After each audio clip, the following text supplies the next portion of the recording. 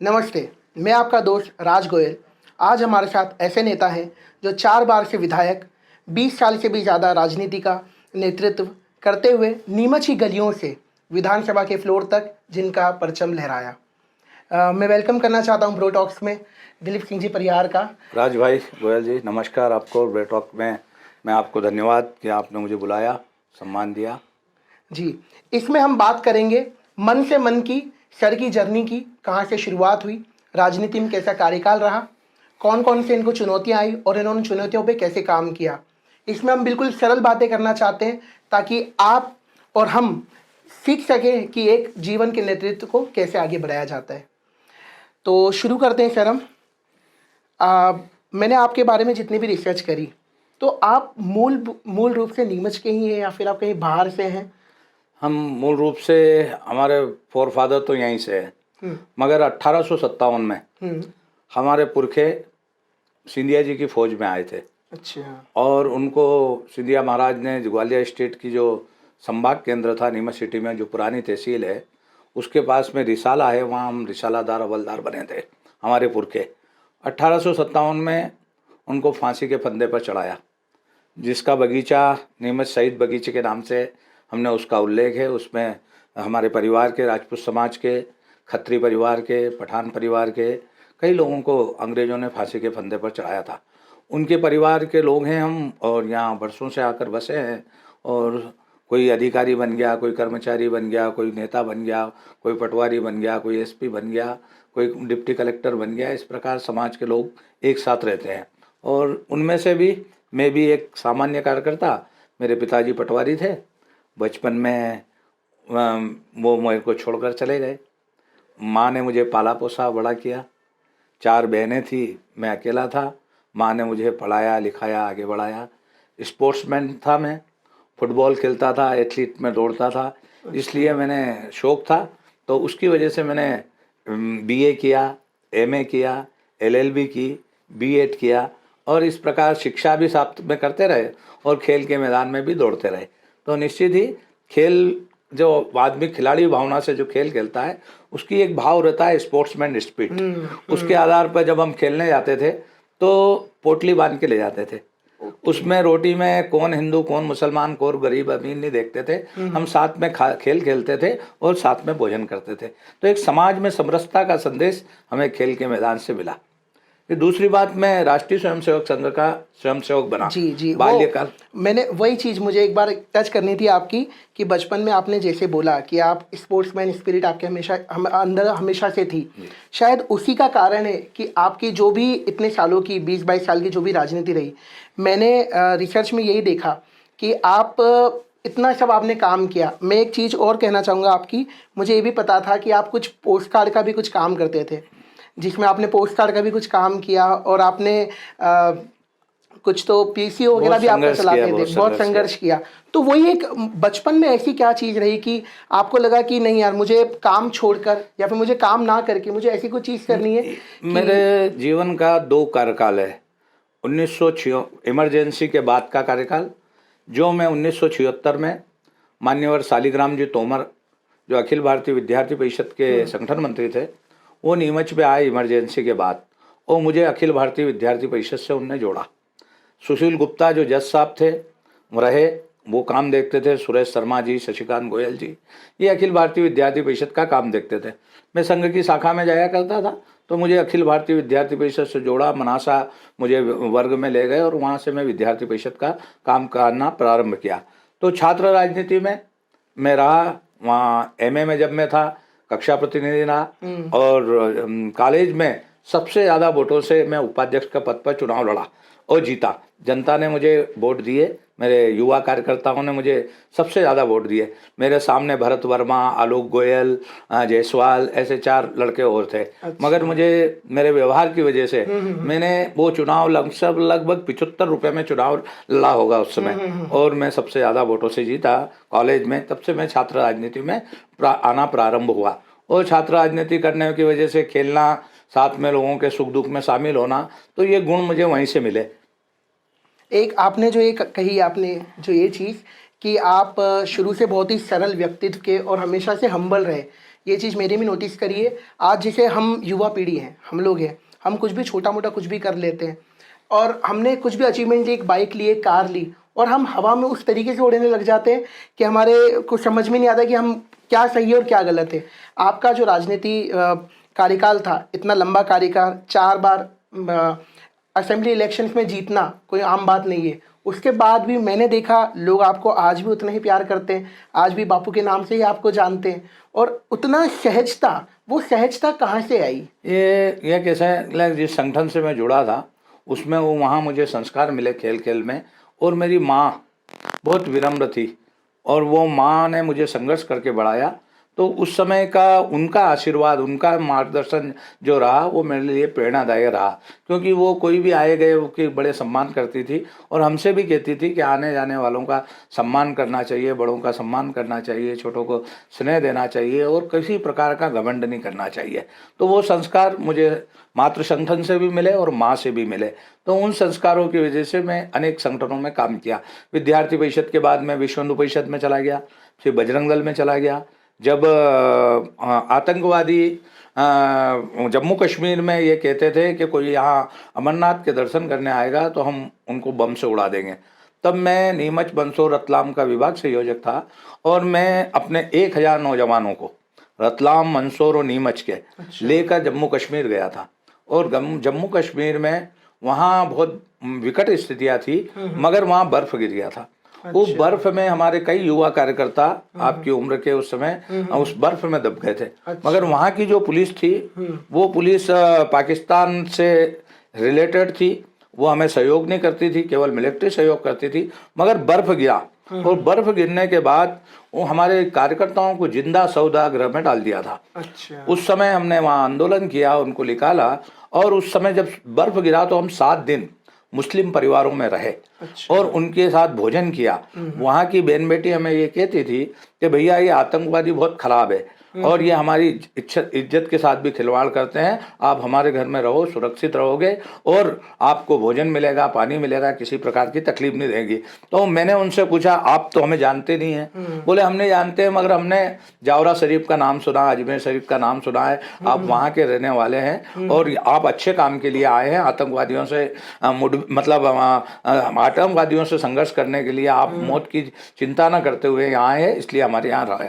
वहाँ के बाद हम सब लोग अमरनाथ के बाद वापस आए। उसके बाद हमने काम करना प्रारंभ किया।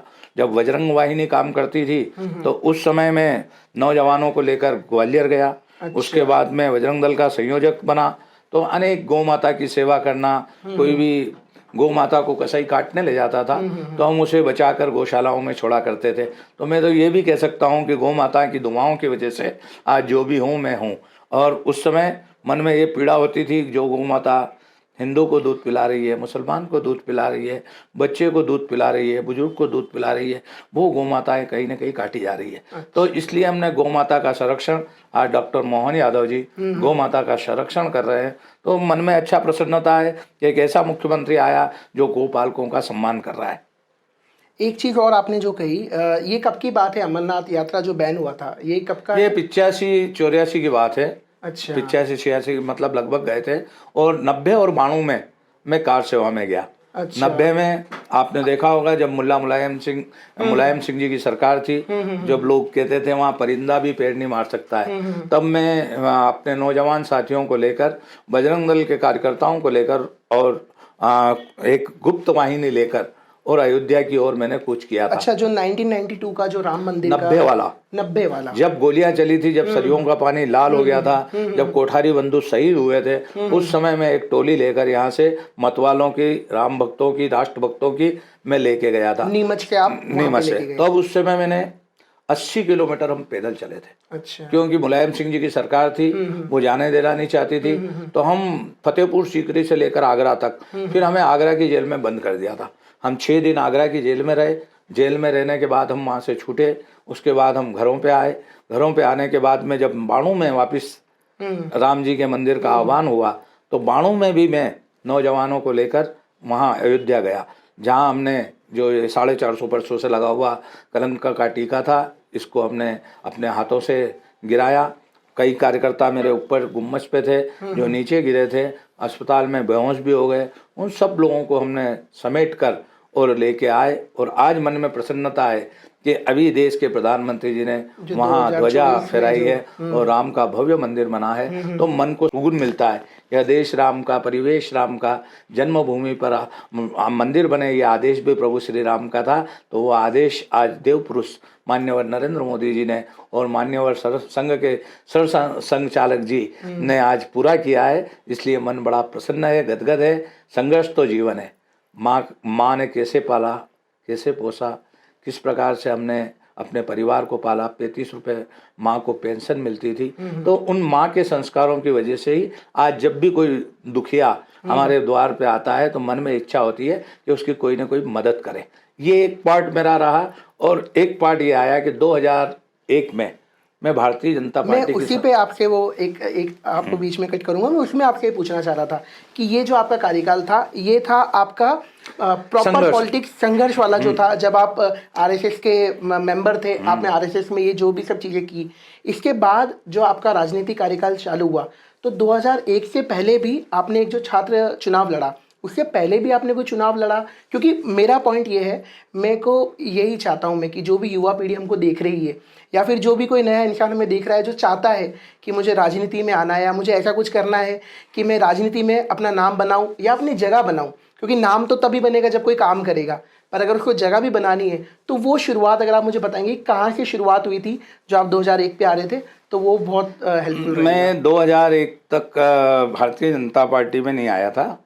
2001 के बाद मैं सक्रिय सदस्य के रूप में बना, मगर मेरे मन में कभी जब ये जीवन जो मैंने जिया 25 साल का, उसमें मन में कभी इच्छा नहीं रखी कि मैं राजनीति में आऊँगा। अच्छा, ये मैं यूँ कह लो कि एक्सीडेंट से या पुराने लोगों ने मुझे तराश के और राजनीति में भेजा है। जब मैं 2003 में संघ का जिला सहकारवा था, धर्म जागरण का जिला अध्यक्ष था, सरस्वती शिशु मंदिर में काम करता था, ग्राम भारती में जिला सचिव रहा। जब इन छोटे छोटे पौधे हम सरस्वती शिशु मंदिर के गांव-गांव में बोते थे, उन संस्कारों की वजह के बाद जब 2003 में मुझे भारतीय जनता पार्टी में भेजा गया, मैं एक्सीडेंटली उधर गया हूँ। अच्छा। क्योंकि मैं संघ का स्वयंसेवक था। नीमच में बहुत लोगों की बात चल रही थी कि चुनाव लड़ेंगे, संपत लाल जी पटवाल लड़ेंगे या भारद्वाज जी लड़ेंगे या अन्य कोई चुनाव लड़ेगा, ऐसे कई लोगों की, कमल कुमार चौड़िया जी लड़ेंगे। जी, क्योंकि मैंने हम तो बहुत छोटे थे उस टाइम पे, और मैं मूलभूत से नीमच का ही हूँ, तो मुझे भी यही लगा था उस टाइम पे एकदम से राजनीति में एकदम से आना, 2003 में एकदम चुनाव में आना। नाम काफ़ी सारे सुने थे हमने कि कोई भी आएगा, कोई कौन आएगा कौन नहीं आएगा, एकदम से आपका आना और चुनाव जीत जाना। तो ऐसी क्या प्रेरणा थी या ऐसी क्या कोशिश थी कि पहला ही चुनाव लड़ना और पहले ही चुनाव में जीत हासिल करना? उस समय दिग्विजय सिंह जी की सरकार थी, आप लोगों ने देखा होगा। हाँ, है ना, टूटी सड़कें थी, बिना दवाइयों के अस्पताल थे, ये बिजली रानी मिलती नहीं थी, अंधेरा था, अपनी माँ अपने बच्चों को बिजने से सुलाती थी, और बड़ा हाहाकार था मध्य प्रदेश में। उस समय एक साध्वी के नेतृत्व में भारतीय जनता पार्टी काम करना प्रारंभ किया, उमा भारती जी। जी। उन उमा भारती जी के नेतृत्व में जब चुनाव आया तो राष्ट्रीय स्वयंसेवक संघ ने मुझे हिंदू जागरण में भेजा, और हिंदू जागरण से मुझे विधायक के रूप में, मैं जब मनासा में दिवाली मिल रहा था, मुझे नहीं मालूम था जीरन में, तो जीरन में जैन मंदिर के पास किलेश्वर धोख दे के आया। जैन मंदिर के यहाँ टीवी में एक आवाज़ आई उसमें कि नीमच का टिकट दिलीप सिंह परिहार को दिया गया। अच्छा। तब मुझे तब तक भी मालूम नहीं था कि मैं विधायक बनूंगा या मुझे टिकट मिलेगा। अच्छा। तो मैं जीरन में था, जीरन में सब कार्यकर्ताओं से दिवाली मिल रहा था संघ के वजह से, संस्कारों की वजह से। और जब जैसे ही घोषणा हुई तो एकदम लोगों में उत्साह आ गया कि एक नौजवान को टिकट मिला है, कुछ करेगा, इसमें कुछ करने की इच्छा शक्ति है और संगठन में काम करता आया है। तो मैं जब जीरन से आया नीमच, तो नौजवान बारादरी के यहाँ हजारों की संख्या में खड़े थे और मेरा स्वागत किया उनने, और गंदे पे बिठाकर बाजार में कि दिलीप भैया को टिकट मिल गया, बापू को टिकट मिल गया, बापू को टिकट।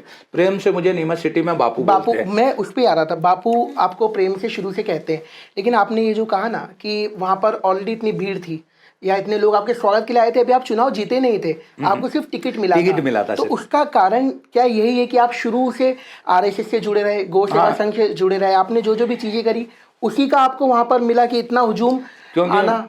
ये आना वाकई में वाजिबी था, क्योंकि मैं, आपने सुना होगा, एक दारू वाला कांड हुआ था नीमच में, शराब माफिया मुझे उठा ले गए थे। अच्छा तो उस समय भी नीमच की जनता ने मुझे बहुत साथ दिया था। अच्छा। और उस समय मेरे भाई दोस्त लक्ष्मीनारायण विश्वकर्मा को उन्होंने फेंक दिया था, वो मौत के साये से बचा। 1900 पटवाजी मुख्यमंत्री थे और उस समय पूरा नीमच बंद रहा, संघ के लोग मेरे साथ रहे। और उस समय मुझे भी कल्पना नहीं थी, मगर अपार समूह ने मेरा उस अन्याय के खिलाफ मेरे पीठ पे हाथ रखा और उसकी वजह से मुझे संबल मिला। हजारों की संख्या में लोग मेरे साथ में आए, तो उससे ऐसा लगा कि यार कुछ न कुछ लोगों में है। और जब मुझे टिकट मिला और जब वो लोग आए, उन्होंने नोट भी दिए, बोर्ड भी दिए। अच्छा। कभी मेरे पास भी, मैं बहुत गरीबी से नीचे से संघर्ष करके उठा हूं, मुझे पास चुनाव लड़ने के लिए भी पैसा नहीं था, मगर इस नीमच की जनता का मैं ऋणी हूं और मैं उनको बहुत दिल की गहराइयों से धन्यवाद देता हूं कि उनने मुझे तराश कर और विधायक बनाने में तन मन धन से सहयोग प्रदान किया। वो नोट भी देते थे और वोट भी देते थे। अच्छा। तो उसकी वजह से मैं 24-25 हजार वोटों से पहली बार जब मैं चुनाव में आया तो चुनाव लड़ा और जीता और श्री उमा भारती जी की सरकार बनी। जब उमा भारती जी की सरकार बनी तो उनने काम करना प्रारंभ किया था। आप हम सब जानते हैं, पंचायत के आधार पर उमा जी ने काम किया था। वो तिरंगे झंडे को लेकर हुबली गई और अपना मुख्यमंत्री का पद बाबूलाल जी गौड़ साहब को सौंप के गई।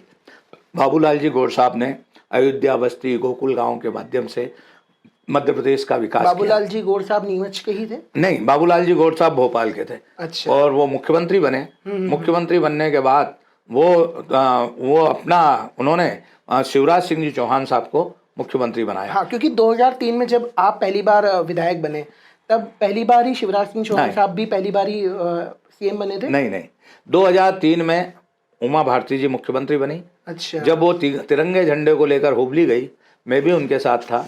तिरंगे झंडे को लेकर हुबली के आंदोलन में हम वहाँ गिरफ्तार हुए। हुबली कर्नाटक है ना। वो तिरंगे झंडे को लेकर वो जब वहाँ गई, उनको गिरफ्तार किया गया। उनने पद छोड़ दिया, बाबूलाल गौड़ साहब को मुख्यमंत्री बनाया। जो बाबूलाल गौड़ साहब भोपाल के थे, एक लीडर थे, 8 बार चुनाव जीते थे, वो मुख्यमंत्री बने। अच्छा। उसके बाद फिर शिवराज सिंह चौहान बने, जो लगातार 3 बार तक रहे। उसके बाद डॉक्टर मोहन यादव जी वर्तमान में अभी मुख्यमंत्री है। उनके नेतृत्व में नीमच का हम सर्वांगीण विकास कर रहे हैं। तो आप जैसे अभी आपने नीमच के विकास की बात की, तो अगर मैं इससे ही जुड़े कुछ पहलू, क्योंकि नीमच में मैं खुद भी देख रहा हूँ कि इतना ज़्यादा नया कुछ हो रहा है, रोड्स बन रहे हैं, हमारे जो प्रमुख रोड हैं उनका काम चल ही रहा है, और कोई योजना, ऐसी कोई योजना हमारे नीमच को लेकर जो बिजनेस को हेल्प करे या किसान वर्ग को हेल्प करे, क्योंकि हमारा नीमच जो है, हम आसपास के एरिया को भी देखते हैं तो वो किसान प्रमुख है। दूसरी बात, इतने अभी 2-3 शायद नए इंडस्ट्रियल एरिया भी बन गए हैं जहाँ पर हम लोग बिजनेस को भी हेल्प कर रहे हैं। और मैंने एक रिसेंटली आपका भी, आप जब विधानसभा सत्र में थे तो आपका खेल के ऊपर भी कुछ मैंने ध्यान देखा था, तो इन पे आप कुछ बताएंगे मुझे कि मतलब क्या चल रहा है हम लोग का? जब मैं नीमच में पहली बार विधायक बना, तब उस समय यहाँ पानी, सड़क, बिजली, अस्पताल की हालत खराब थी। हमने नीमच को ट्रामा सेंटर दिया, नया अस्पताल बनाया, उसका नाम स्वर्गीय राजमाता विजयराजे सिंधिया जी के नाम से रखा और दीनदयाल उपचार योजना चलाई। उसके माध्यम से गरीब की सेवा करने का काम किया। उसके बाद आपने देखा होगा कि विकास की पाती लगातार बढ़ती है। दूसरी बार मुझे टिकट नहीं मिला 25,000 से जीतने के बाद, 2008 में। हाँ, 8 में। तो मुझे भारतीय जनता पार्टी के संगठन ने जिंदा रखने के लिए, अच्छा श्रेष्ठ कार्यकर्ताओं का निर्माण करने के लिए भारतीय जनता पार्टी का 3 बार जिला अध्यक्ष बनाया। अच्छा। 3 बार तक मुझे जिला अध्यक्ष बनाया। जब दूसरा टर्म वापस आया 13 का, तो मुझे टिकट दिया गया। पार्टी के वरिष्ठ लोगों ने मुझे टिकट दिया, मैं फिर चुनाव जीता। फिर जब चुनाव जीता उसके बाद तीसरी बार मामला आया, तीसरी बार फिर चुनाव दिया, 23,000 वोटों 17,000 वोटों से मैं फिर जीता। और चौथी बार तो अभी जनता ने मेरा रिकॉर्ड ही तोड़ा है, जो 26,500 वोटों के लगभग मुझे अभी जिताया है। तो उनकी जिताने की वजह से मैं जनता का ऋण पूरा कर रहा हूँ। आप देख रहे होंगे नीमच से डुंगलावदा सड़क बन रही है, 133 करोड़ की सड़क है। अच्छा। जो नीमच की दशा और दिशा दोनों बदलेगी। नीमच में मेडिकल कॉलेज बनाया है, जो देश के कोने कोने से 100 बेटा बेटी 200 बेटा बेटी यहाँ आ रहे हैं और मेडिकल की शिक्षा प्राप्त कर रहे हैं। कभी आप जाना मेडिकल कॉलेज को शूट करना, बहुत अच्छा मेडिकल कॉलेज यहाँ बना है। उस मेडिकल कॉलेज में अभी बनकर बेटा बेटी डॉक्टरी की ट्रेनिंग कर रहे हैं। और अभी मैंने विधानसभा में मुख्यमंत्री जी से, वित्त मंत्री जी से यह मांग की है कि आपने मेडिकल कॉलेज बना दिया, आप नर्सिंग कॉलेज का काम चालू करवा दिया, आप आने वाले समय में एक 300 बेड का वहाँ अस्पताल भी बना दे। तो ये मांग भी अभी मैंने रखी है। तो वैसे भी कहते हैं ना कि जहाँ पे मेडिकल कॉलेज होता है तो वहाँ पे अनिवार्य होता है कि जहाँ पे प्रैक्टिस करने के लिए जो भी डॉक्टर बनने के लिए आते हैं उनको प्रैक्टिस करने के लिए वहाँ पे एक हॉस्पिटल रहता ही है छोटा। अभी उसको हमने राजमाता में अटैच कर रखा है, अब वहीं अस्पताल बनाने का है। वो मुझे विश्वास है डॉक्टर मोहन यादव जी और देश के प्रधानमंत्री नरेंद्र मोदी जी और हमारे सांसद सुधीर गुप्ता जी मिलकर, और इस काम को हम सब लोग मिलकर जल्दी ही प्रारंभ करेंगे।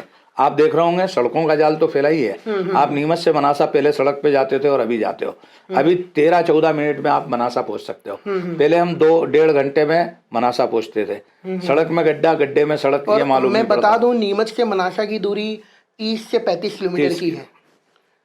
जो आप जो कह रहे हैं कि 30 से 35 किलोमीटर की सड़क है जिसमें 1.5 से 2 घंटे लगते थे, अभी उस सड़क में पहुंचने के लिए 10 से 15 मिनट लगते हैं। अब उसी प्रकार हम, जब मैं पहली बार चुनाव जीत के गया तो मैं 18 घंटे में भोपाल पहुंचा था। अच्छा, सड़क में गड्ढा, गड्ढे में सड़क कुछ समझ में नहीं आती थी, और इतने इतने गड्ढों में दिग्विजय सिंह जी के समय पत्थर डाल डाल के गाड़ियां चलती थी। अच्छा। और आज हम 6-6.5 घंटे में भोपाल पहुंचते हैं। ये बात मैंने अभी मध्य प्रदेश की विधानसभा में भी कही। आप यहाँ देख लो, आप 2 और ब्रिज बन रहे हैं। हाँ, ये हिंगोरिया का, मऊ रोड वाला जो, हाँ हिंगोरिया का, वो हमने मुख्यमंत्री जी ने मंजूर किया है। एक बगाने का और ब्रिज जिसका काम भी चल रहा है। तो 2 और ब्रिज हो जाएंगे। एक बाईपास हमने बनाया है। अच्छा। पहले जब हम दूसरी बार विधायक बने थे उस समय हमने ये बाईपास का काम चालू करा दिया था। अच्छा। तो उससे आज ये एक बढ़िया बाईपास निकला है। अब ये रिंग रोड निकल रही। एक अभी मैंने कल ही विधानसभा, परसों ही विधानसभा में बोला है कि हमारा जयसिंहपुरा से होता हुआ, हिंगोरिया से जयसिंहपुरा, जयसिंहपुरा से मंडी, एक और इधर रिंग रोड निकलने वाली, वो मंजूर हो गई है, लगभग 100 करोड़ की है। उसका भू अर्जन का काम भी हो गया है, कलेक्टर साहब ने भी भेज दिया है, शासन भी उसका पैसा भेज रहा है, और उसका काम भी शीघ्र प्रारंभ होने वाला है। आपने जो कृषि मंडी के बारे में बताया, तो नीमच की कृषि मंडी का हमने जितना देखा है, नीमच की कृषि मंडी पूरे एशिया में प्रसिद्ध है, क्योंकि इतनी ज़्यादा वहाँ पे स्पाइसेज हर्ब्स आती है, इतनी ज़्यादा औषधियाँ आती है जो पूरे आई थिंक इंडिया में तो कहीं पर भी देखने को नहीं मिलती। तो ये जो रोड है, ये कनेक्टिविटी का फ़ायदा सिर्फ मंडी व्यापारी को ही रहेगा, या फिर जो जो भी आना चाह रहे हैं यहाँ पे व्यापार करने के लिए मंडी के अंदर अपना माल लेके, उनको भी इन रोड्स वगैरह का कुछ फ़ायदा रहेगा? देखो, ये मालवा है।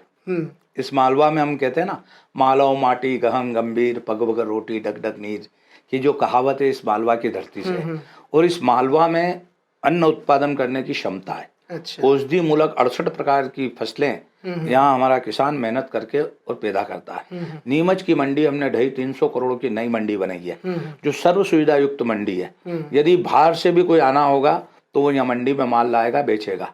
यहाँ का व्यापारी उसको नगद पैसा देता है, यहाँ का हम्माल उसको सहयोग करता है, यहाँ आने वाला व्यक्ति कभी भी ठगाता नहीं है। इसलिए ये मंडी सर्व सुविधा युक्त मंडी है, औषधि मूलक मंडी है। बाबा रामदेव जी को भी अगर औषधि ले जाना पड़ती है तो नीमच की मंडी से ले जाता है। तो नीमच की मंडी सर्व सुविधा युक्त मंडी बनी है, और ये सरकार की बहुत बड़ी, भारतीय जनता पार्टी की सरकार की उपलब्धि है। जब आपने कहा है कि ये सड़क उसके लिए बना रहा है, तो मैं एक और बात बता दूं कि ये सड़क अभी 8 लाइन बनी है। देखा होगा ना, मुंबई दिल्ली कॉरिडोर, हाँ, जो बाहर वाला है ना, उससे हम नीमच को जोड़ेंगे। अच्छा। माननीय और मुख्यमंत्री डॉक्टर मोहन यादव जी के भी सम्मुख हमने एक मांग करी है कि नीमच से झालावाड़ जोड़ने के लिए एक सड़क बनाए। अच्छा। उनने उसकी सैद्धांतिक रूप से स्वीकृति दी है, उसके ऊपर कार्य चल रहा है।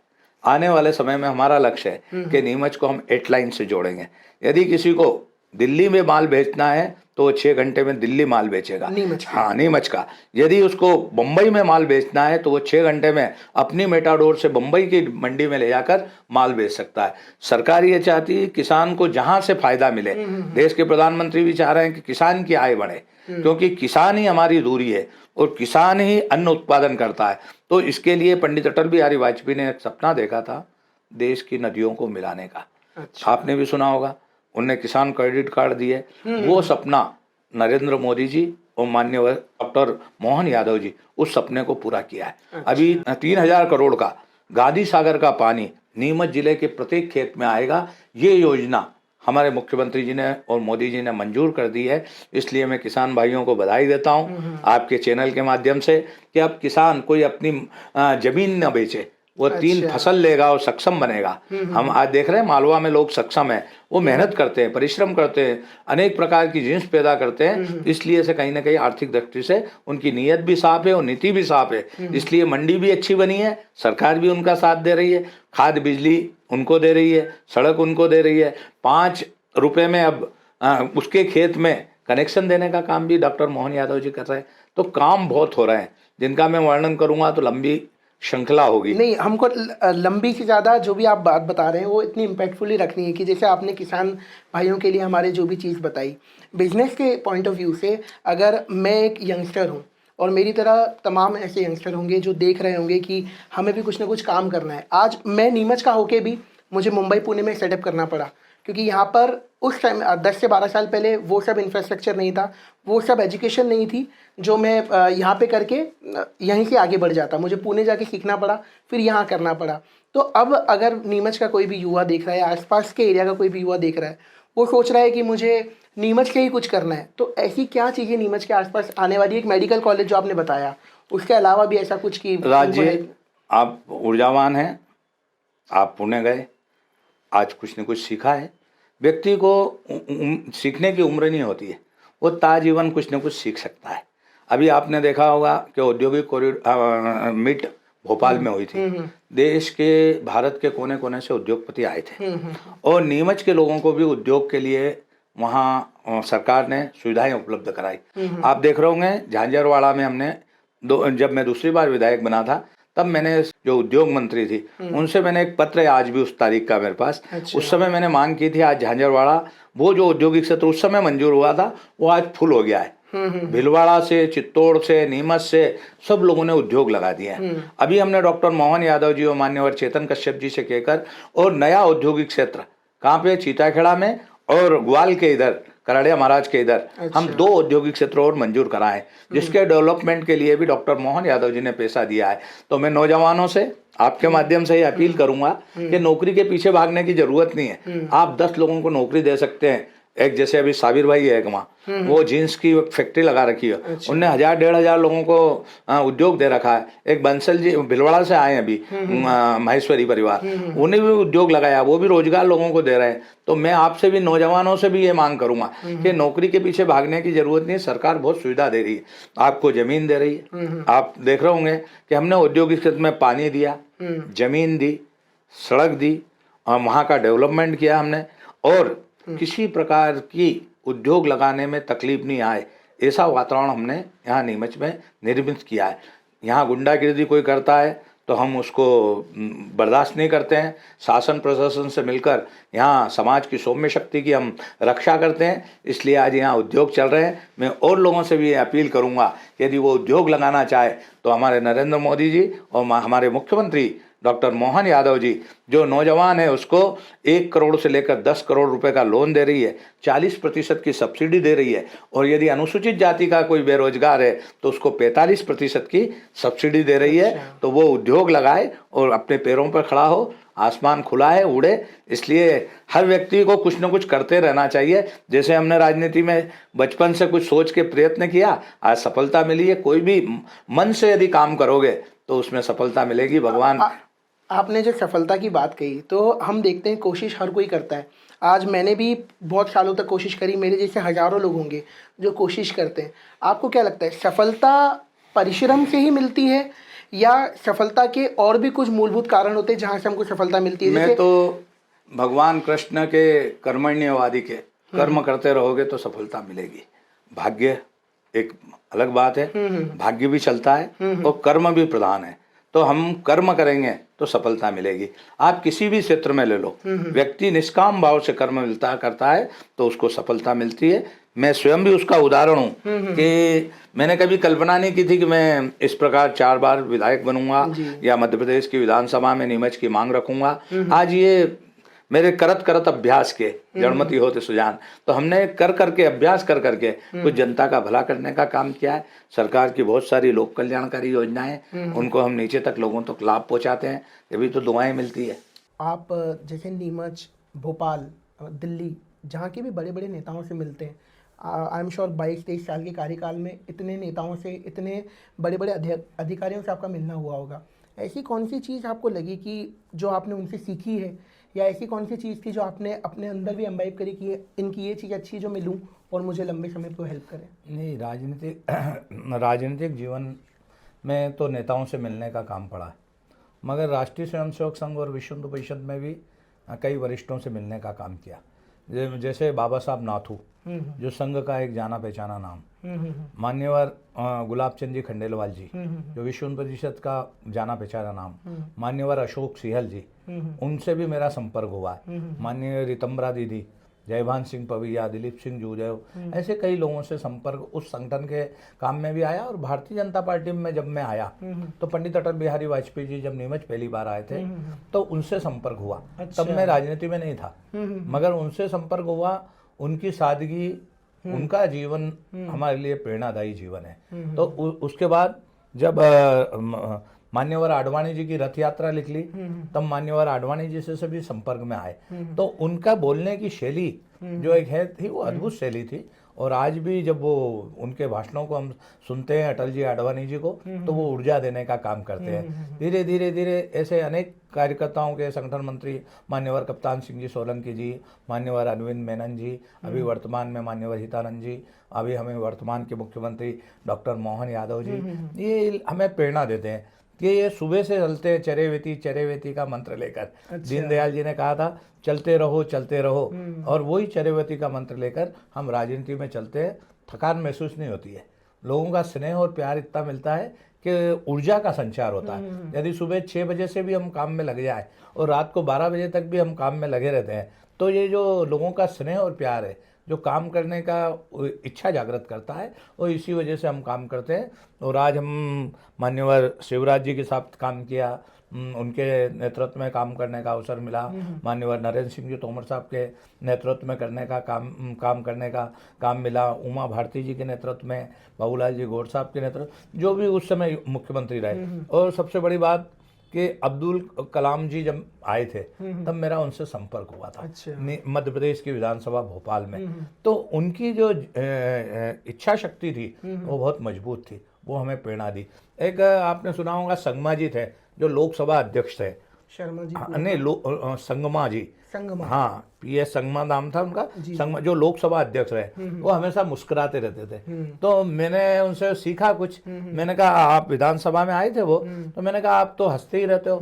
तो बोले मैं हंसने के पीछे ये है, ये जनता है, जैसे रखे वैसे रहो। मैंने कहा फिर आप कैसे क्या काम, कैसे कई लोग गाली भी देते होंगे, गुस्सा भी आता। बोले गुस्सा नहीं करना। मैं ट्रेड यूनियन में काम करता था, जब किसी नेताओं के या मजदूर नेताओं के मैं मांगे पूरी करा देता था, तो कंधे पर लेकर मेरे को जय हो घूमते थे। और जब मांगे मंजूर नहीं होती तो वही मेरे यहाँ के अंडे टमाटर फेंकते थे। तो जीवन में ऐसा कुछ नहीं, हमेशा अच्छी नीयत रखो, लोगों के काम करने की मन में इच्छा शक्ति रखो। काम अगर मन से करेंगे तो सफलता मिलेगी, और जब सफलता मिलती है तो मन को और ऊर्जा मिलती है।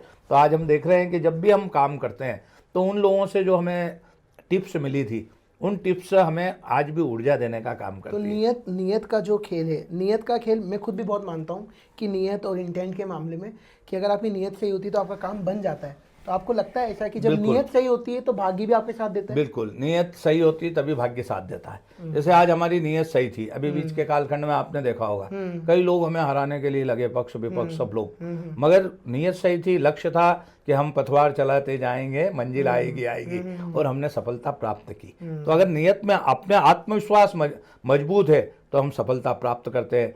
स्वामी विवेकानंद कहते थे ना, मेरे साहसी युवकों और युवतियों, यह विश्वास रखो कि आप ही सब कुछ हो। महान कार्य करने के लिए इस धरती पर आए हो, चाहे व्रज भी गिरे, कितनी भी कठिनाइयां आए, तो भी निडर होकर खड़े हो जाना, सफलता आपके कदम चूमेगी। आपकी इस बात की मुझे एक चीज लगी, आप भगवान को बहुत ज्यादा मानते हैं। बिल्कुल। कौन से इष्ट देव जो हम आराध्य देव हनुमान जी, उनका जीवन था राम काज किए बिना मोहे कहाँ विश्राम। तो हमका भी जनता की सेवा किए बिना हमें भी कहाँ विश्राम। एक चीज़ मुझे और बताई गई, जब हम लोग रिसर्च कर रहे थे आपकी टीम से, तो उन्होंने भी बताया कि आपके दिन की शुरुआत हमेशा हनुमान जी के नाम से ही होती है। आप जामुनिया बालाजी में जो हनुमान जी का मंदिर है, आप वहाँ पे माथा टेकते हैं। तो युवा पीढ़ी को अब हम लोग की आदत ऐसी हो गई है कि 12 बजे तक, 2 बजे तक हमें सोशल मीडिया चलाना है, हमें फ़ोन ही चलाना है। तो उसमें आपको लगता है अगर हम भगवान का काम भी कर रहे हैं, उनका नाम भी ले रहे हैं, हम हमारी बाकी जो लाइफस्टाइल है उसको चेंज नहीं कर रहे हैं। जैसे आपने बताया दिनचर्या की शुरुआत, तो आपकी दिनचर्या में समझ सकता हूँ कि सुबह से दिन चालू होता होगा और जल्दी उठते होंगे, आप पूजा पाठ करते होंगे, तो ये क्या क्या चीज़ें जरूरी है जो हमें करनी सबसे चाहिए? पहले जब उठता हूँ, उठने के बाद दैनिक कार्य के बाद में सबसे पहले पूजा करता हूँ। भले ही पूजा शॉर्ट में करूँ, 10 मिनट करूँ, 15 मिनट करूँ, मेरे को मन को संतोष मिलता है, सुकून मिलता है, आत्मबल मिलता है। वो ईश्वर की पूजा आराधना से ही मिलता है और उसकी वजह से, हिम्मत की वजह से हम लोग काम करते हैं और वो काम में हमें सफलता मिलती है। तो किसी न किसी चीज़ से हमें आत्मबल जिससे मजबूत हो, अपने को ऐसा लगना चाहिए, भले ही आप मंदिर में जा रहे हो नहीं जा रहे हो, मन में भी अगर ईश्वर का हम ध्यान करते हैं तो हमारा आत्मबल बढ़ता है और उसी आत्मबल की वजह से हम लोग जनता की सेवा ज़्यादा कर पाते हैं। क्योंकि मैं खुद भी देखता हूँ कि अगर मैं मंदिर ना भी जाऊँ, लेकिन मेरी अगर डेली रूटीन में कहीं ना कहीं अगर मैं भगवान का नाम ले रहा हूँ या उनका केवल मैं ध्यान भी कर रहा हूँ शांति से बैठकर, तो भी लगता है कि हाँ कहीं ना कहीं से एनर्जी आ रही है। आपने एक चीज़ और बताई मुझे इसको पूछना था, मैं बहुत क्यूरियस हूँ, आप श्री नरेंद्र मोदी जी से मिले? बिल्कुल, व्यक्तिगत आपकी? हाँ, माननीय नरेंद्र मोदी जी से मैं पंपा सरोवर में मिला पहली बार। अच्छा। जब वहाँ पंपा सरोवर में आपने देखा होगा भगवान राम गए थे और राम गए थे और माता सबरी वहाँ राम का इंतजार कर रही थी। अच्छा। तब अभी आपने बीच के कालखंड में विश्व हिंदू परिषद का एक आंदोलन चला था, तब माननीय नरेंद्र मोदी जी वहाँ के मुख्यमंत्री थे। अच्छा। तब वो खुली जीप से वहाँ से निकले थे, तब मैंने उनको स्पर्श किया था, प्रणाम किया था। अच्छा। फिर दूसरी बार जब मैं नरेंद्र मोदी से मिला तो मैं जिला अध्यक्ष था भारतीय जनता पार्टी का, मेरा टिकट कट दिया था, खुमान सिंह शिवाजी को यहाँ टिकट मिला था, मैं भारतीय जनता पार्टी का जिला अध्यक्ष था, तो मनासा से हेलीकॉप्टर में उनके साथ में नीमच तक बैठ के आया। अच्छा। मैंने उनकी कार्यशैली देखी, उनके काम करने की इच्छा शक्ति बहुत मजबूत है, वो लोगों को प्रेरणा देती है, हमें भी उसकी बात प्रेरणा मिली। जब वो कहते हैं तभी लगता है सुन के कि उनके भाषण को हम सुनते ही हमने जाएं, उनसे सुनते ही कहा कि मान्यवर आप नीमच चल रहे हैं, रात्रि विश्राम करेंगे, तो उनका कहना था आज जिला अध्यक्ष जी मैं रात्रि विश्राम नहीं करूंगा, आप पहले विधायक रहे। मैंने कहा हाँ मैं जिला अध्यक्ष हूँ साहब अभी, और ऐसा है कार्यक्रम में आप रात्रि विश्राम करेंगे और सुबह कल सभा को संबोधित करेंगे। बोले ये रात्रि विश्राम मध्य प्रदेश के करते होंगे, मैं नहीं करूँगा, मैं जाऊँगा अहमदाबाद, फाइलें करूँगा रात को काम और सुबह वापस आ जाऊँगा। तो वो यहाँ आपने आप देखा होगा जब वो हेलीकॉप्टर उतरा, खुमान सिंह शिवाजी की सभा चल के में वो आए, हम जिला अध्यक्ष थे, हम साथ में थे, उनने भाषण दिए 8-10 मिनट के और वापस रवाना, और वो गुजरात चले गए, काम करके वापस मध्य प्रदेश लौट आए। तो उनके काम करने की शैली, एक एक मिनट का सदुपयोग कैसे किया जाता है, ये यदि ये सीखना हो तो माननीय नरेंद्र मोदी जी से सीखना चाहिए, और हमें भी उनकी कार्य करने की शैली से ऊर्जा का संचार हो रहा है। आज डॉक्टर मोहन यादव जी की कार्यशैली जी, मैं उसी पे आना चाह रहा था, क्योंकि मुझे लगता है कि डिसिप्लिन, डिटर्मिनेशन और काम करने की किसी की भी ऊर्जा होती है तो कहीं ना कहीं लेके जाती है। सेम चीज़ जो हमने पीएम साहब के साथ देखी, सेम चीज़ मैंने एक चीज़ और नोटिस करी, मैं आपके सोशल मीडिया पे गया, आपकी टीम से मिला, और मैंने एक चीज़ नोटिस करी कि आपका माननीय मुख्यमंत्री जी जो हमारे एमपी के सीएम हैं, उनसे भी आपका काफ़ी व्यक्तिगत रूप से काफ़ी एक अच्छा संबंध है। तो उनके बारे में कुछ बताइए कि आपको उनके साथ काम करके, क्योंकि आप पहले शिवराज सिंह जी चौहान साहब के साथ काम किए हैं, अब इनके साथ आपको क्या लगता है? इनके साथ काम करने में एक ऊर्जा, नई ऊर्जा का संचार होता है। जब अपने मित्र होता है, कोई आपके साथ खेलने वाला, संगठन में काम करने वाला मुख्यमंत्री बन जाता है, तो कैसा रोमांच आपको उत्पन्न होगा। ऐसे ही हम लोग जब साथ में काम करते थे और वो जब मुख्यमंत्री बने तो एक नई खुशी का संचार हमारे रगों में हुआ, और उनके काम करने की शैली मैंने देखी, दिन पर दिन वो निखरते जा रहे हैं। और आज मध्य प्रदेश में नहीं, अभी आपने उनका बिहार में करिश्मा देखा होगा, बिहार की जनता उनका लट्टू हो गई थी। जब वो चुनाव प्रचार करने जाते थे तो उन्होंने वहाँ जिताने में बहुत बड़ा योगदान दिया, और मध्य प्रदेश के सर्वांगीण विकास में डॉक्टर मोहन यादव जी का भी योगदान इतिहास के पन्नों पर लिखा जाएगा। जो आज देख लो आप, जो गौशालाएं वो स्थापित कर रहे हैं, जो वो घर घर में जो गो पालन को प्रोत्साहन दे रहे हैं, गोवर्धन पूजन उनने करवाए हैं, किस खेती किस प्रकार लाभ का धंधा बने इसके लिए वो लगे हैं, वो लगातार पानी और सिंचाई के और पीने की पानी की व्यवस्था कर रहे हैं। आज हर क्षेत्र में कहीं ना कहीं जो जो होना चाहिए, अभी भावांतर के उनने पैसे दिए, गरीबों के अभी 5,000 करोड़ रुपए उनने आवास के लिए मंजूर किए। अभी मैं जब अंतिम बजट पेश हो रहा था विधानसभा में, तब मैं उनके लिए बोला भी सही कि वाकई में मुख्यमंत्री ने सर्वहारा वर्ग के कल्याण के लिए काम कर रहे हैं और ये करते जाएंगे और दुआएं लेते जाएंगे। तो आज उनकी कार्यशैली भी हमें प्रेरणा देती है। ये सब महाकाल बाबा का आशीर्वाद है। हम देख रहे हैं कि एक व्यक्ति उच्च शिक्षा मंत्री रहा, हमारे विद्यार्थी परिषद में हमारे साथ में काम किया, उच्च शिक्षा मंत्री बनने के बाद एकदम डायरेक्ट मुख्यमंत्री बने, और मुख्यमंत्री बनने के बाद सबके चहेते बन गए वो। इससे बड़ी बात और क्या हो सकती है। तो आज अभी जब हमने, आप बोल रहे थे खेल के संबंध में, मैं भी खिलाड़ी रहा अंतरराष्ट्रीय फुटबॉल। मैंने आपका जो सत्र देखा उसमें आपने खेल के ऊपर कुछ तो नीमच के लिए भी कहा कि नीमच के खिलाड़ियों के लिए और हम लोग को आगे बढ़ाना चाहिए, तो वो चीज़ मतलब उस पर आप बताएंगे कि क्या हुआ है? मैं खेल के मैदान हरे भरे रहेंगे तो चेहरे भी खिलते हुए नजर आएंगे। अच्छा। और इसलिए मैं चाहता हूं कि नीमच के खेल के मैदान हरे भरे रहे। और इसके लिए अभी मैंने खिलाड़ी भाइयों के लिए एक प्रश्न उठाया था। उस प्रश्न में मैंने ये था, जो लोग खेलते हैं वो कहीं ना कहीं पढ़ने में पिछड़ जाते हैं, क्योंकि वो आप भारत प्रदेश का नाम करते हैं, भारत का नाम रोशन करते हैं। आज हम देख रहे हैं मोदी जी भी खेलने वालों की पीठ थपथपा रहे हैं। महिलाओं ने अभी क्रिकेट में बढ़िया एक टीम जीती है। तो इसलिए मैंने उनसे कहा कि मुख्य विधानसभा में खिलाड़ियों की आवाज़ उठाई कि जो आप राष्ट्रीय स्तर पर खेलने वालों को तो आप नौकरी देते हैं, हम जो यूनिवर्सिटी खेलते हैं, जो छात्र नेशनल खेलते हैं बेटा बेटी, उनको भी आप कहीं ना कहीं 10 नंबर का प्रोत्साहन दें, जिससे कि वो नौकरी कर सके। और मैंने उनसे ये भी कहा कि आप कम से कम खेल को प्रोत्साहन दे रहे हैं, तो आज जो पीटीआई हैं, जो स्पोर्ट्स अधिकारी बनना चाहते हैं, उसकी भी आपने बहुत समय से वांट नहीं निकाली, तो मध्य प्रदेश की सरकार उसकी भी वांट निकाले। तो मेरे इस खेल की बात को लेकर मान्यवर कैलाश विजयवर्गीय जी ने, जो हमारे संसदीय मंत्री, उनने भी अप्रिशिएट किया। और मान्यवर विश्वास सारंग जी, जो हमारे खेल मंत्री है, उनने ये स्वीकार किया कि हम आने वाले समय में कुछ न कुछ और देने का काम करेंगे। और इसी बेस पर, इसी प्रश्न के उत्तर में उनने मध्य प्रदेश की सारी विधानसभाओं में एक बढ़िया खेल मैदान देने का घोषणा की है। तो एक उपलब्धि है कि नीमच में भी सर्व सुविधा युक्त एक बढ़िया खेल मैदान बनेगा, इंडोर और आउटडोर के खिलाड़ी उसमें खेल सकेंगे। क्योंकि नीमच से जुड़ी एक चीज़ और है। नीमच में हम जब छोटे थे, हम तब सुनते थे कि नीमच में फुटबॉल का एक बहुत ही बड़ा हमेशा से यहाँ पे मुजस्मा रहा, यहाँ के बहुत खिलाड़ी रहे। क्या कारण रहा कि नीमच के जितने भी फुटबॉलर्स रहे, जो भी खिलाड़ी रहे, ज़्यादा से ज़्यादा वो उज्जैन वर्ग खेले पर आगे नहीं जा पाए? इसका कारण यही है कि तब तक ये चीज़ें नहीं थी बनी हुई। नहीं, नीमच अंतिम छोर में है। मगर मैं तो यहाँ के खिलाड़ियों को बधाई दूंगा। कालूराम जी सैनी, जो ऑल इंडिया की टीम में खेले, जो प्रहलाद चतुर्वेदी, जिसकी नौकरी अच्छे खेलने की वजह से रेलवे में वो टीसी बने, ऐसे कई खिलाड़ी हैं। उनका लड़का जैसे मोहन सिंह कप्तान रेलवे में थे, वो दौड़ने जाते थे एथलीट में, इंडिया में उसमें टॉप आते थे। तो ऐसे कई खिलाड़ी हैं जिनने नीमच का नाम पूरे देश में किया है। तो आने वाले समय में भी युवा खिलाड़ी और निकले। अभी आप देख रहे होंगे स्विंग के मामले में बेटा बेटी नीमच का नाम, मध्य प्रदेश का नाम देश में करने जा रहे हैं। अच्छा। तो स्पोर्ट्स है, और स्पोर्ट्स को, खेल को हमें प्राथमिकता देना चाहिए। खेल स्वस्थ शरीर में स्वस्थ मस्तिष्क निवास करता है, इसलिए जो खेलेगा कूदेगा वही तो स्वर्ण पदक रजत पदक लेकर आएगा और भारत का नाम रोशन करेगा। एक चीज़ आपने और बताई मुख्यमंत्री साहब के बारे में, आपकी उनसे पर्सनल मित्रता भी है?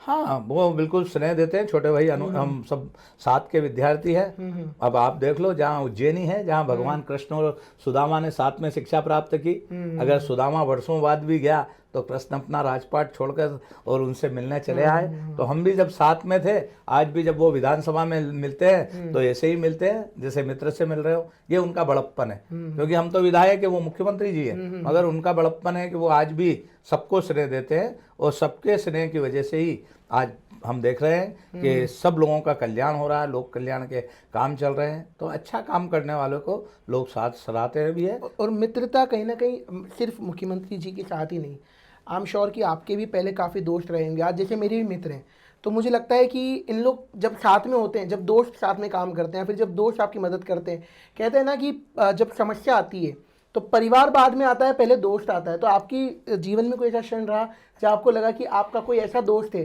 जो 40 साल पहले भी वैसा ही था और आज भी वही है? नहीं, है ना, मेरे वैसे कई मित्र है ना, विनोद शर्मा है, ऐसे अनेक, दिनेश है, ऐसे अनेक कई मित्र है जो बचपन में हम साथ खेलते थे, जो साथ खेलते थे, नदी में नहाते थे, आम तोड़ने जाते थे, जाम तोड़ने जाते थे। बेटी गांव की विदा होती थी तो हम पीछे पीछे तांगे के पीछे पीछे जाते थे छोड़ने। तो वो जो दिन है वो आज भी स्मरण करते हैं। और इसीलिए मैंने अभी इन आउटडोर स्टेडियम नीमच सिटी में और जो सांवरिया जी का नाला है उसमें 3.5 करोड़ रुपए देकर उसको डेवलप करने का भी काम कर रहा हूँ। तो मेरे एक मन में एक सपना है नीमच को सजाने का, संवारने का, उसे पूरा करने का काम कर रहा हूँ। 2003 से मेरे साथ जो विधायक बंधु थे, आज वो मध्य प्रदेश की कैबिनेट में कैबिनेट मंत्री है, राज्य मंत्री है। तो मैं उनके पास जाता हूँ तो वो नीमच के विकास के लिए कभी मना नहीं करते हैं। लगातार उसी वजह से नीमच का विकास हो रहा है और होता रहेगा, ऐसी मुझे अपेक्षा है। क्योंकि एक चीज़ और है दोस्ती के मामले में, एक चीज़ और हम देखते हैं कि जब दोस्त साथ में होते हैं, अब दौर सोशल मीडिया का है, सोशल मीडिया पे आप भी बहुत एक्टिव हैं, एक्टिव रहना पड़ता है, सोशल मीडिया के सब काम करना पड़ते हैं, लेकिन जो दोस्ती पहले निभाई जाती थी सोशल मीडिया के दौर पे, आपको लगता है कि वो दोस्ती अभी भी निभती है उस तरीके से? देखो, सोशल मीडिया का समय है, वो सोशल मीडिया अपनी जगह काम करता है, मतलब दोस्त अपनी जगह काम करता है। दुख सुख की बात करना हो तो मित्र ही है, जिससे अपन खुलकर बात कर सकते हैं, हंसी मजाक कर सकते हैं, खिलवाई कर सकते हैं, जिसे कह सकते हैं कि उसके सारी प्रकार की बात उससे कर सकते हैं। तो हमारे साथ जो कॉलेज के मित्र हैं वो आज भी वैसी कंपनी है। कभी कभी उनसे 2-4 महीने में मिलकर और पुरानी यादों को ताज़ा कर लेते हैं। स्मरण होना भी चाहिए, मधुर स्मृतियाँ अपने जीवन में होना भी चाहिए और संघर्ष को भी याद करते रहना चाहिए। जब ऊंचाई पे आदमी पहुंचता है तो उसको घमंड आ जाता है, वो घमंड दोस्त ही उतारते हैं। यदि हमको कोई बात आ जाती है तो वो अधिकार पूर्वक बोलते हैं, अरे विधायक जी आजकल तो फिर हमें अपनी वापस वो सुधारने का अवसर मिलता है, वापस उस पर चले जाते हैं, वापस आ जाते तो हैं। मतलब दुनिया केवल आपको पायदान दिखाती है और दोस्त आपको आईना दिखाते हैं। बिल्कुल सत्य बात है। और इसीलिए मित्र रहना चाहिए, मित्रों के साथ सुख दुख की बात भी करना चाहिए और मित्र हमेशा सुख दुख में काम भी आता है। इसलिए ये तो हमारे जीवन की एक संस्कृति है और हम जिस विचारधारा के लिए काम करते हैं वो विचारधारा आज पूरे विश्व में दिशा दे रही है। वसुदेव कुटुंबकम, पूरा विश्व हमारा परिवार है, ये भाव यदि किसी ने दिया है तो माननीय देश के प्रधानमंत्री नरेंद्र मोदी जी ने दिया है। एक लास्ट सेगमेंट हम लोग यही लेंगे कि आपको क्या लगता है नीमच के आसपास में एग्रीकल्चर को लेकर, बिजनेस को लेकर हर चीज़ का विकास हो रहा है, एजुकेशन सेक्टर में विकास हो रहा है, क्या हम लोग विजन मानते हैं? एक आपने भी बताया था, हमारी टीम ने जब आपकी टीम से बात करी थी, एक 2047 का कोई तो विजन चल रहा है जिसमें लेकर पूरे एमपी का हम लोग ने लिया है, तो उसमें नीमच को भी क्या बेनिफिट है? ओवरऑल एमपी की भी बात करें तो क्या उसमें हम लोग नई चीज़ 3 से 5 साल में देख सकते हैं भविष्य की अगर बात करें? देखो, आप भविष्य बहुत सुंदर है। भविष्य को यदि अपन खुली आंखों से देखेंगे तो हमें सुंदर नजर आएगा। 3400 करोड़ रुपए की योजना, गांधी सागर का पानी नीमच जिले के प्रत्येक खेत में आएगा। जब खेत लहराएंगे तो हम वापस वो गीत गाएंगे, डाल डाल पर सोने की चिड़िया करती है बसेरा, ये भारत देश है मेरा, है ना। तो ये खेती जब लाभ का धंधा बन जाएगा तो उसका आप देखो, नीमच में आज देश के कोने कोने से 100-200 लड़के आते हैं, पायलट ट्रेनिंग करते हैं और ऊंचाइयां छूते हैं, आसमान छू रहे हैं। नीमच में पायलट ट्रेनिंग चालू हो गया। हमारा लक्ष्य है, मुख्यमंत्री जी का से हमने निवेदन किया है कि हवाई सेवाएं यहाँ से चालू करें। अच्छा, नीमच में एयरपोर्ट का हम विकास कर रहे हैं। आपने अभी देखा होगा सीएम राइस स्कूल में वहाँ बना रहा था, उसको हमने अभी नंबर 2 में बनाने का निर्णय लिया। तो वहाँ पे एयरपोर्ट के लिए उसकी मैंने अभी विधानसभा में मांग भी की है। हमारी पट्टी की लंबाई भी बढ़ेगी और वहाँ पूरा एयरपोर्ट बनेगा। अच्छा। तो आने वाले समय से वहाँ से उड़ानें प्रारंभ होगी, तो उद्योगपति भी वहाँ आ जाएगा। सीआरपी की जन्मस्थली नीमच, तो वो भी आ सकेंगे, व्यापारी वहाँ आ सकेगा। कोई भी किसी को भी जरूरत होगी तो वो हवाई सेवाओं के माध्यम से किसी भी कोने में जा सकेगा। ये मुख्यमंत्री जी नीमच से शीघ्र ही प्रारंभ करने वाले हैं। एक नई उपलब्धि नीमच को मिलने वाली है। मैं इसके लिए मुख्यमंत्री जी को धन्यवाद देता हूँ। पक्ष और विपक्ष का जितना हम सुनते हैं कि पक्ष में जब कोई रहता है तो हमेशा विपक्ष की बात करता है, जब कोई विपक्ष में रहता है तो पक्ष की बात करता है, तो आपको लगता है कि जो हम देखते हैं राजनीति में कि कोई पक्ष में या विपक्ष में मित्रता रहती है, कहीं ना कहीं दोस्त रहते हैं? बिल्कुल। जैसे आप विजय नंदकिशोर जी पटेल यहाँ विधायक रहे, उनका भाई मेरे साथ पढ़ता था एमए में, विजय। आज भी मैं उनको बड़े भाई जैसा मानता हूँ और चुनाव आमने सामने लड़े, आज भी उनके दुख सुख में मैं जाता हूँ, वो मेरे दुख सुख में आते हैं। ये विचारधाराओं की लड़ाई है, व्यक्तिगत लड़ाई नहीं है। आज भी जाजू जी मिलते हैं, मैं प्रेम से मिलता हूँ उनसे। मतलब आज अभी एक शादी में आप देखो, उमराव जी, राजू तिवारी जी, नंदकिशोर पटेल जी और पाटीदार जो मेरे सामने लड़ा था, चारों जने मेरे को विवाह में मिले और हमने एक फोटो खिंचवाया, फोटो खिंचवा के हंसे भी सही। अब वो बोले यार आपसे हम सब लड़ चुके हैं। मैंने कहा ये तो जनता है, किसको चुनती है ये जनता के हाथ में। आज लड़ने के बाद अपन सब एक मिल रहे हैं, साथ में खाना खा रहे हैं, यही एक अपनापन है। जो हमें संस्कार मिले हैं वही एक अपनापन है, और वो ऊर्जा देने का काम करता है। आने वाला समय बहुत अच्छा समय है और चुनौती भरा हुआ भी समय है, क्योंकि आज हमारे संस्कृति के ऊपर चारों ओर से आक्रमण हो रहे हैं। उन आक्रमणों को बचाने के 2047 का जो सपना माननीय नरेंद्र मोदी जी ने देखा है, वो भारत को आत्मनिर्भर बनाने का सपना देखा है। स्वदेशी अपनाएं, प्रकृति से प्यार करें, ये सब जो आने वाला समय है ये सब हमें धीरे धीरे सिखाएगा। पहले हम 4 दोस्त बैठते थे, 4 दिशाओं में कप फेंकते थे कागज के। आज 4 दोस्त बैठते हैं, चाय पीते हैं, डस्टबिन ढूंढते हैं। ये हमें कहीं ना कहीं ऊपर वालों से प्रेरणा मिली है। तो नेता राजा जैसा होता है वैसी प्रजा हो जाती है, सेवक जैसा होता है वैसी प्रजा हो जाती है। और सेवक यदि मन से काम करता है तो वो जनता की दुआएं प्राप्त करता है। मैं अक्सर कहता हूँ, क्या मार सकेगी मौत उसे, औरों के लिए जो जीता है, मिलता है जहाँ का प्यार उसे, जो गरीब के आंसू पीता है। तो ये भारतीय जनता पार्टी ने हमें गरीबों के आंसू पीने के लिए जनप्रतिनिधि बनाया है।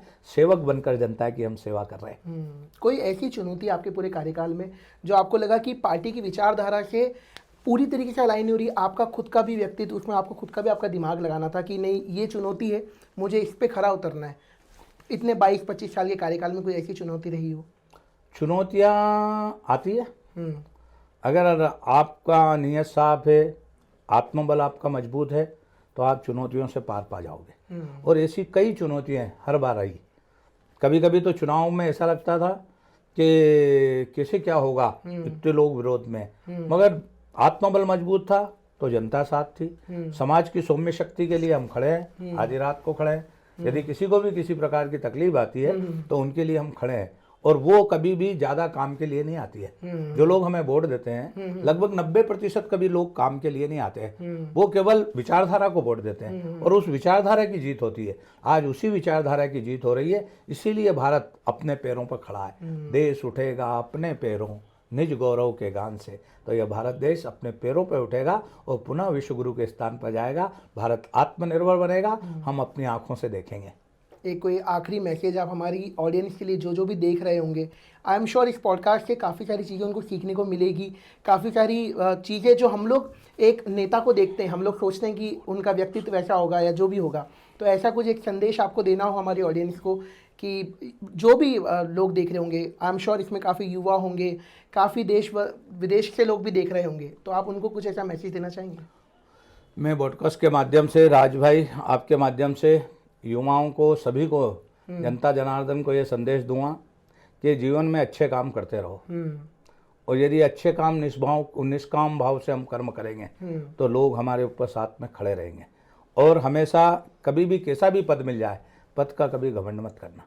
किसी भी प्रकार का पद हो, वो चाहे वो फिर पॉलिटिक्स का हो या उद्योगपति बन जाओ या कुछ भी बन जाओ। अब आप देख लो, अभी नीमच में एक नया उद्योग आने वाला है सीमेंट का। कहाँ? नीमच में। अच्छा। है ना, सगराना की घाटी के सामने। उसमें 3000 नौजवानों को रोजगार मिलेगा। सीमेंट फैक्ट्री आने वाली, गुजरात के लोग लगा रहे हैं यहाँ। तो ये एक रोजगार देने का तरीका हुआ। तो किसी को भी घमंड नहीं होना चाहिए। व्यक्ति कोई भी कितना भी बड़ा बन जाए, आप देखो अब्दुल कलाम जी को घमंड नहीं था, पंडित अटल बिहारी वाजपेयी को घमंड नहीं था, आज किसी को भी घमंड नहीं रहता है, हमारे पूर्वाने नेता।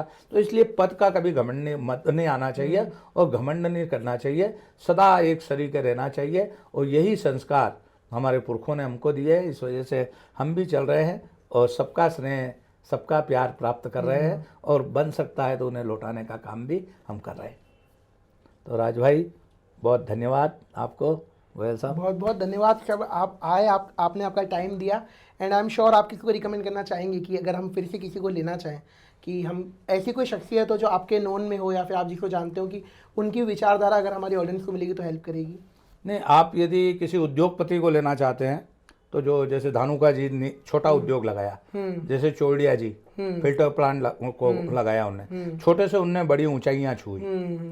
ये उद्योग के क्षेत्र में लोग हो सकते हैं, है ना। और फिर आप दूसरे अगर कोई अच्छे खिलाड़ी को ले सकते हो, अच्छे पॉलिटिशियन को ले सकते हो, राजनीति से ऊपर उठकर जो समाज में प्रेरणा दे लोगों को, ऐसे लोगों को लाकर यदि आप इसमें करेंगे तो आपका भी नाम होगा और नीमच की जनता को भी लाभ मिलेगा, क्षेत्र में भी लाभ मिलेगा। अगर आप लोगों को कहना चाहेंगे, हमारे जितने ज़्यादा लोग हमारे चैनल को सब्सक्राइब करेंगे, शेयर करेंगे, आई एम श्योर कि हम जैसे हम आज नेताजी से मिले, ऐसे ही हम और भी शख्सियत को लेके आएंगे। तो आप कुछ कहना चाहेंगे ताकि हम बिल्कुल, ज़्यादा से ज़्यादा ब्रॉडकास्ट उनसे को जुड़ें? मैं बधाई देता हूं और आम लोगों से निवेदन करूंगा कि वो अधिक से अधिक आपके साथ जुड़े, आपके चैनल के माध्यम से सुने और आगे आपका भविष्य और उज्जवल हो। आप हमको भी प्रेरणा मिली है कि आप युवा टीम मिलकर और ब्रॉडकास्ट के माध्यम से राज भाई आपकी टीम काम कर रही है। मैं पुनः आपके उज्जवल भविष्य की कामना करता हूं, आपको बधाई देता हूं, शुभकामनाएं देता हूं। Thank you. Please subscribe to Bro Talks for daily updates and I am sure हम लोग ऐसे ही अच्छा कंटेंट लेके आएंगे और ज़्यादा से ज़्यादा हम लोग हेल्प करेंगे ऐसे लोगों को जो अपने विचारों में उलझे हुए हैं, ताकि मन से मन की बात हो पाए। Thank you so much.